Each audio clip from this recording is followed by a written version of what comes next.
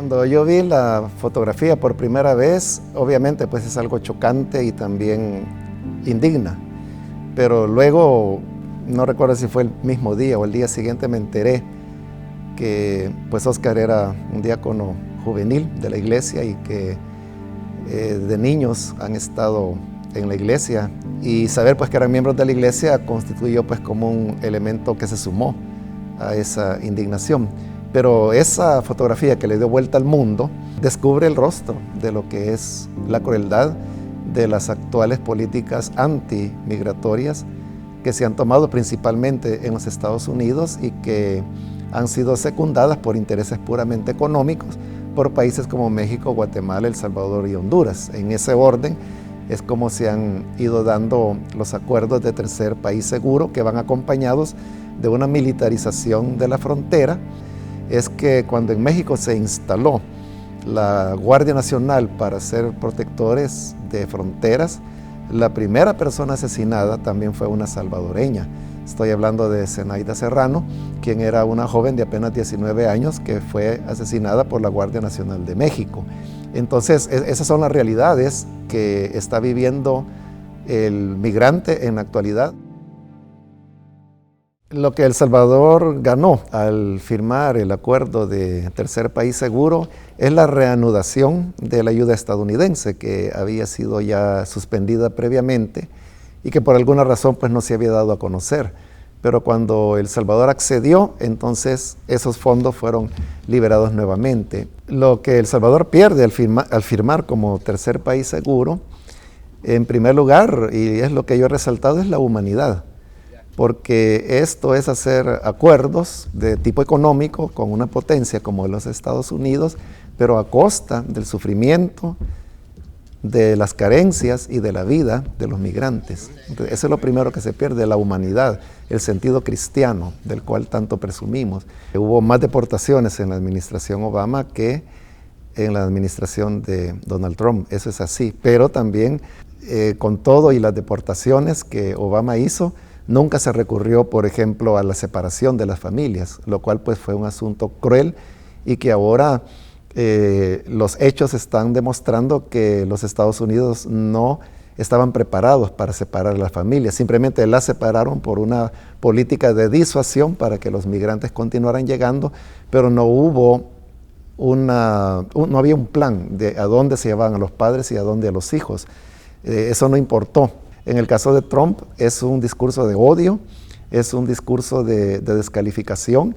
y yo no creo que se trate de poner un filtro en lo que él dice, porque la Biblia lo que dice es que de la abundancia del corazón habla la boca. Él únicamente podría cambiar su discurso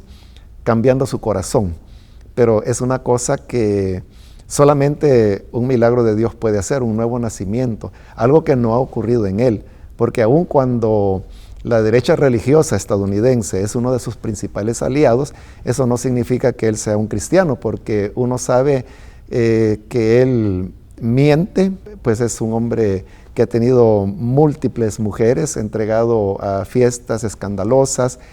también se sabe que ha evadido impuestos, tiene una acusación sobre malversación de fondos que recibió durante su campaña, es decir, es una persona que no tiene cualidades como para ser considerado un cristiano, o ni siquiera decir es que es un cristiano pero que cometió errores y que todo el tiempo está escupiendo odio en contra de los migrantes, de las mujeres y de todos aquellos que se atreven pues a cuestionarle. Lo que lleva a la derecha religiosa estadounidense a endosarle apoyo a Donald Trump es las posiciones que él tiene en temas como por ejemplo el aborto y también en contra de apoyar a lo que se llama pues el lobby homosexual o el lobby gay, que tiene mucha fuerza en los Estados Unidos. Entonces, ante elementos como ese, es que la derecha religiosa lo apoya, pero se vuelve ciega o voltea a ver hacia otro lado ante realidades como por ejemplo de los cadáveres de Oscar y Valeria, ante una política inhumana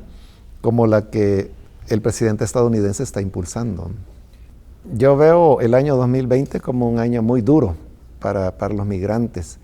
y ciertamente hay elecciones en los Estados Unidos, Pero lo que ocurre es que la fortaleza de Trump precisamente es su mensaje antimigrante. Y cuando se entre pues ya en el calor de la campaña política,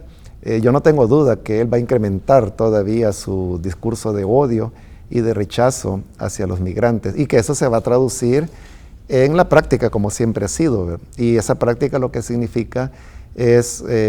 más familias separadas, rechazo a las solicitudes de asilo, colocar más obstáculos, presionar más a los países centroamericanos y a México para impedir el paso de migrantes. Entonces veo que es un año sumamente difícil para los migrantes. Y recordemos que la migración ha sido por más de 40, 50 años la válvula de escape a un estallido social dentro del país, porque eso es lo que ha podido aliviar las grandes carencias que hay en el país, es lo que le ha dado esperanza a la gente de poder tener una solución. Pero si hoy se cierran las fronteras y a cambio de eso van a comenzar a venir a nuestro país personas aplicantes de refugio en los Estados Unidos y que tendrán que ser recibidos en nuestro país, como ya ocurrió en Guatemala, para darles un asilo temporal, que no es tan temporal, sino que mínimo es de 2 años, entonces, ¿a dónde queda la esperanza de las personas? Eso impulsa al país a un estallido social que pudiera ser muy peligroso y de grandes dimensiones. La iglesia no necesita muchos recursos ni tener gran cantidad de dinero para poder hacer algo. Si solamente se puede ayudar a un niño, eso ya es hacer algo. O si se puede ayudar a una familia, también. Entonces, por pequeño que uno crea que es el aporte que se está dando, todo cuenta. Y debemos hacerlo con fe, sabiendo que es el Señor quien toma nuestros pocos panes y nuestros pequeños peces para multiplicarlos y resolver grandes necesidades.